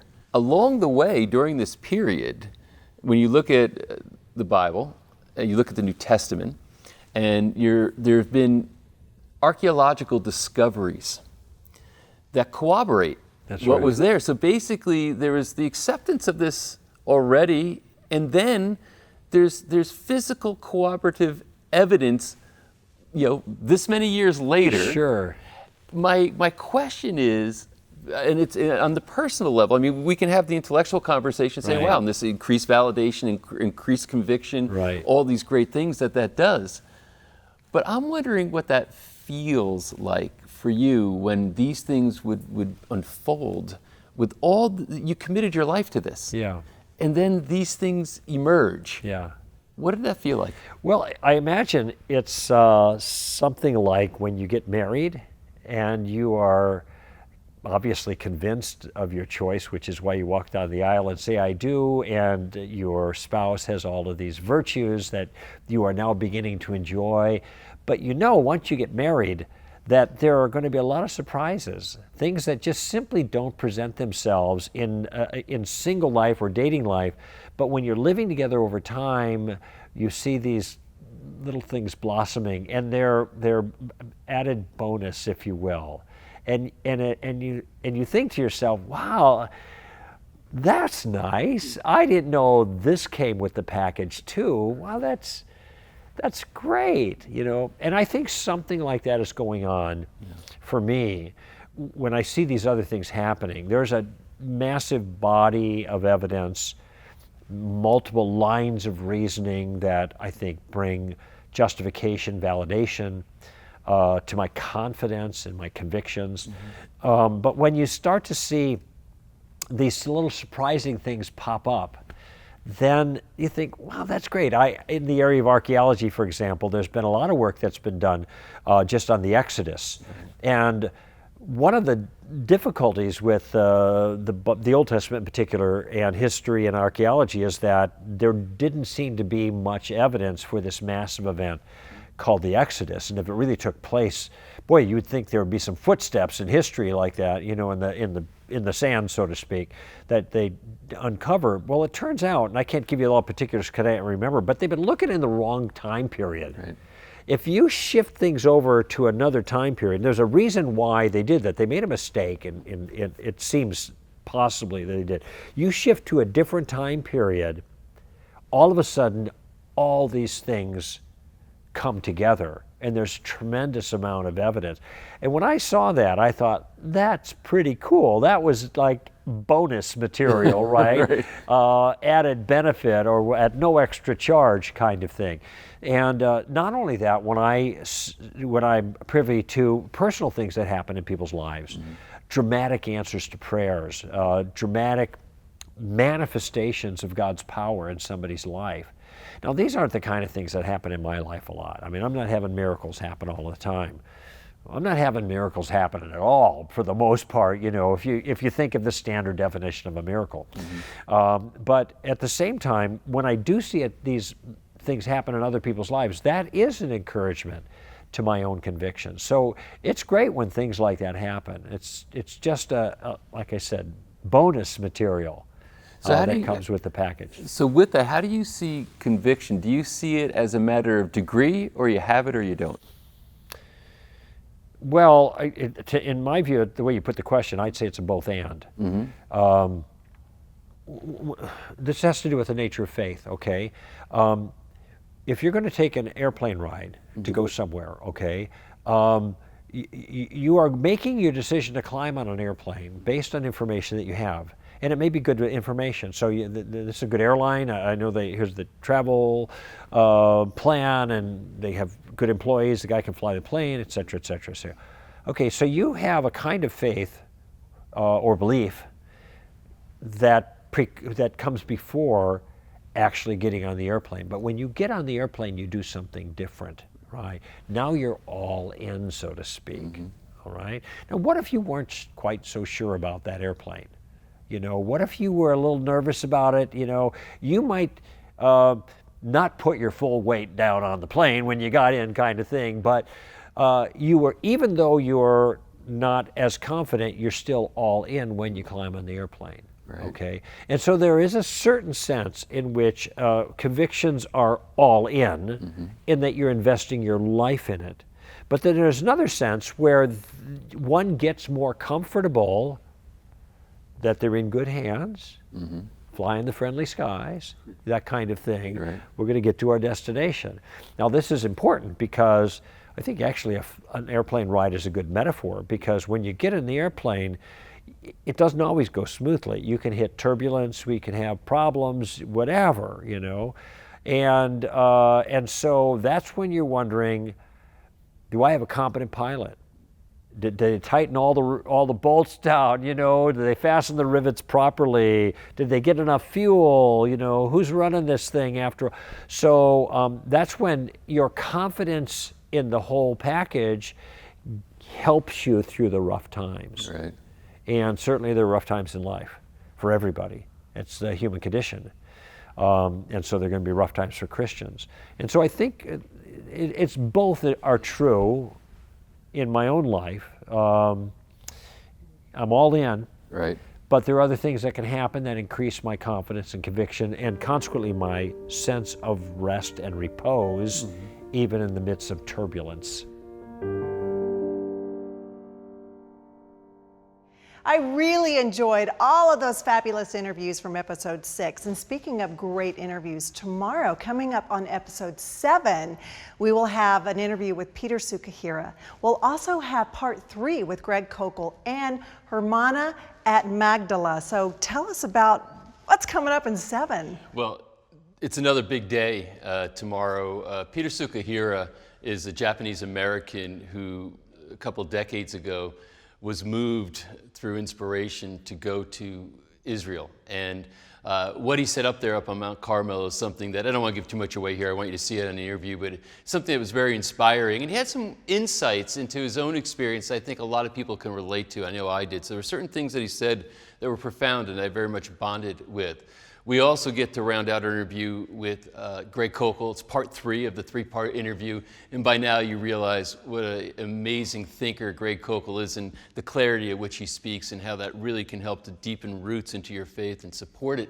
And then lastly, Hermana Vidjoen, which of course I'm saying the American pronunciation of that word, but Hermana is also at Magdala, and she really tells us about the work they've been doing there. You saw the episode with Father Kelly, so she works with Father Kelly in that first century synagogue dig there, and she's got the woman's perspective as how she's experienced this, and the inspiration it brings in her work is something that's really celebrated around Israel. So it's another great interview that I think you're going to get a lot out of. So definitely look forward to being with you tomorrow. Again, let me just mention that, number one, thank you for taking this journey. It's an amazing journey that we went on with Christ Revealed, and being able to be with you on the journey is extraordinarily special. Also, I want to remind you that the support of Christ Revealed is something that's very critical to us and something that helps us get it out to the world. So if you haven't already, pick a package that's right for you. There's a variety of them with bonuses that we have and other such things. Check that out. Find the one that's right for you. Engage in Christ Revealed. And I look forward to being with you in the next episode.